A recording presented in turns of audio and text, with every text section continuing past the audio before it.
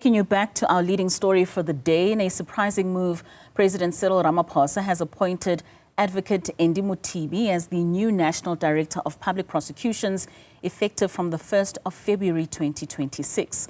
The decision follows an advisory panel led by Justice Minister Mamoloko Kubai, which found none of the 6 shortlisted candidates suitable for that role. I'm now joined by Outa CEO Wayne Duvenage. Wayne, thank you so much for your time and joining us this morning. So given that the panel then concluded that none of the interviewed candidates were suitable, how do you assess the transparency and the integrity of the appointment process that was led by the President? Yeah, thank you. So, look, I mean, I think the general consensus, and certainly from our point of view, is that we were concerned about those 6 candidates anyway, and that was coming through in a lot of the discussion, and it was a serious concern. So, and I guess the President picked that up very, very clearly. There was a lot of dissension. There were even legal battles being lined up, and now he was faced with using the Constitution, which is in his favor, so legally he can make this decision and appoint somebody outside of those recommendations, which he has done. And I guess what flows now is to see the proof in the pudding. We all know Motibi. He is well respected. He is somebody who produces results, but that's in the SIU, a very different context to running the NPA, which has a dearth of leadership, which needs strong leadership, which needs resources and capacity building. And so we want to see so many cases that should have been prosecuted by now starting to take place. And if Motibi can do that, then, the President will have support. So it's about legitimacy now, and that's in the results that's going to come from the NPA, as opposed to legally. Legally, he's in line, the President's in line.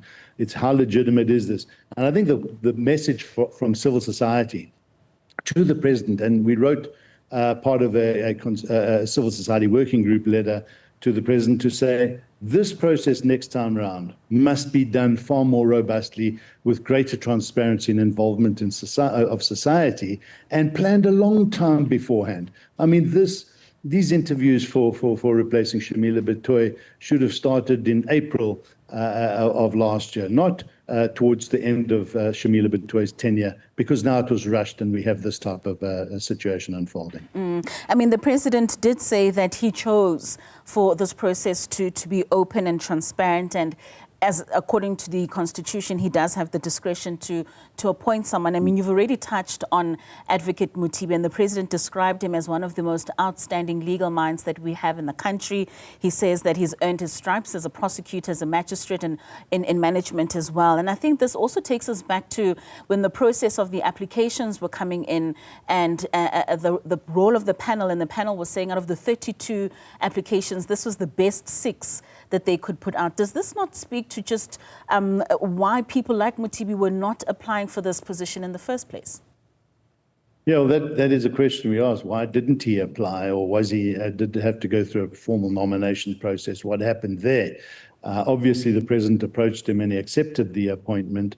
And look, we're not unhappy with Motibi's appointment. We feel he is an effective leader in these positions. He is well respected and he understands this process. So the President, I think, is lucky that he had somebody like Motibi to fall back on and bring into the process using his legal powers.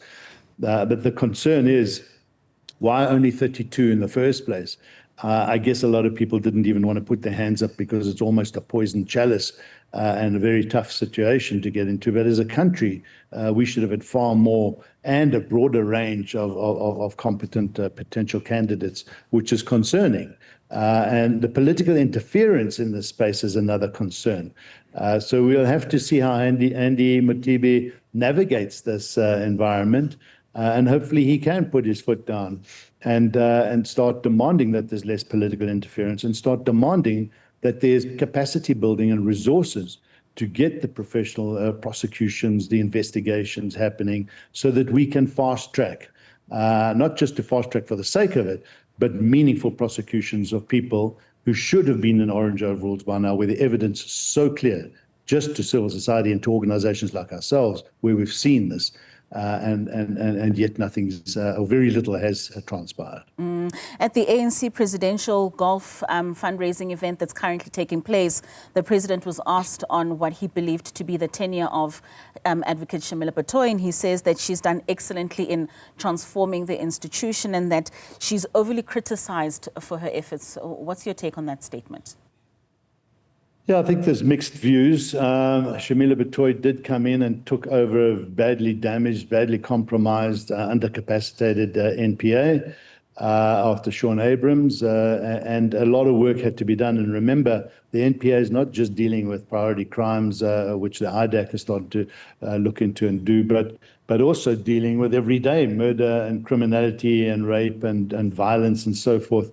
So, and we live in a country that is compromised in the whole criminal justice system, in policing and so forth, as we're hearing in the Madlanga Commission. So there's a lot of work that has to be done. It is undercapacitated. We've always said that put in place into the NPA far more resources and expertise and systems and skills, and we will get reap the benefits of that tenfold, if not more, in the amount of money that we put in. So, yeah, she didn't do too badly, but we believe she could have done a lot better, and far more stronger leadership capabilities are required to head up this department or this entity, and hopefully Andy Motibi has those.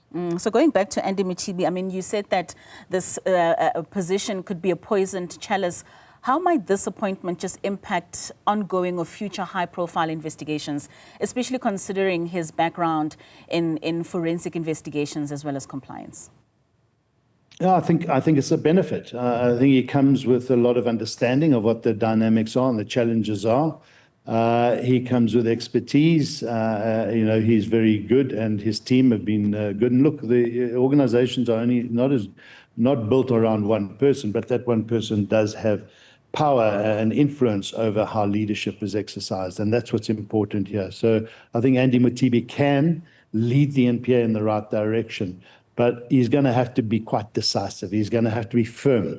He's going to have to be exercising a lot of oversight over these over the NPA's various arms across the country to make sure that they are processing their cases properly and meaningfully, that we don't have cases like the Nulani matter and others where we get to court and that everything falls apart because the NPA has been remiss in their duties. And that's where we want to see accountability. And hopefully Andy Motibi can ensure that that happens. If cases fail because they're not well prepared, despite good evidence, then we want to see people held accountable. Well, he certainly has his work cut out for him and transforming the institution even further. Wayne, thank you so much for giving us your insights and your take on the newly appointed NDPP, Andy Motibi. That was the Outa CEO, Wayne Duvenage.